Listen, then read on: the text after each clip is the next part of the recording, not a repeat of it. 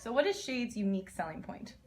Our unique selling point is that influencer marketing is probably the biggest talk of town right now. And the where we come in is we're looking to take care of the diversity side of influencer marketing. So you have a lot of influencer marketing agencies, you have a lot of influencer platforms, and some management agencies. And where we come in is we're an influencer management agency, but we manage only people of color. So with that, companies looking to uh, be conscious about diversity in their campaigns, representation, and also reach those niche audiences. Shade helps them get that. So that's really where we come in the influencer space. And why was it so important to reach the audience, like that unique audience of diversity? No, I mean it's the if you look at just the world we live in, right? I don't necessarily believe what we see on TV, whether it's the representation as it relates to the current faces that are on commercials or who's running these campaigns, um, does a good job of properly uh, representing, just how diversity the U.S. is. So for us, we've learned from a lot of agencies and brands that it's just a conversation of they don't know really where to find people that fits certain criterias. Um, so that's kind of why we even started Shade in the first place, which is, we are people of color. We're a diverse team, black, white, Hispanic, but myself and my wife were the founders. We're black people in media, so we figured if it was anybody's job, it's ours. Definitely. What would you say the most market pressure is coming from? It's just a good question. Because it's almost like for us, it's almost chicken or the egg, right? Because we have two clients. We have the brand, but we also have the influencers.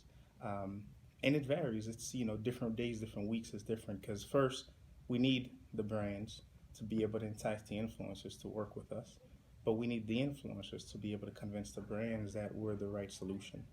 So it's almost split down the middle. But so far we've been doing pretty good with kind of putting a little bit more attention on influencers and a little bit more on the brands and going back and forth. Definitely. What would you say the number one reason marketing is growing so rapidly? I think it's just a realization that at the end of the day, and this is not a new concept.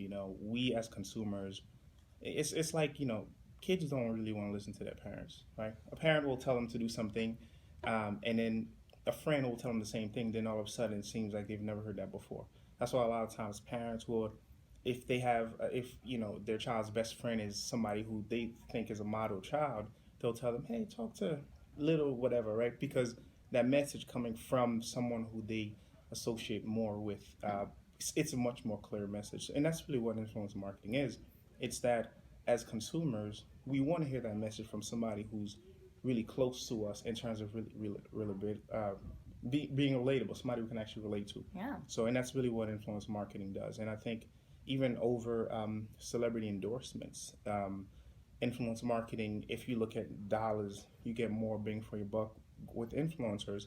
Again, because as great as celebrities are for quick awareness, they don't, they're not as relatable Yeah. as an influencer. Perfect. Okay, so really quickly, what if you could be an influencer? What influence specialty would you be? So, funny story. I don't know how much time I have, but in preparation for Shade, we spent 2 to 3 months just doing a lot of R&D, and through that process, I actually became one. Not officially, but I went started getting to the minds of an influencer to be able to properly serve them.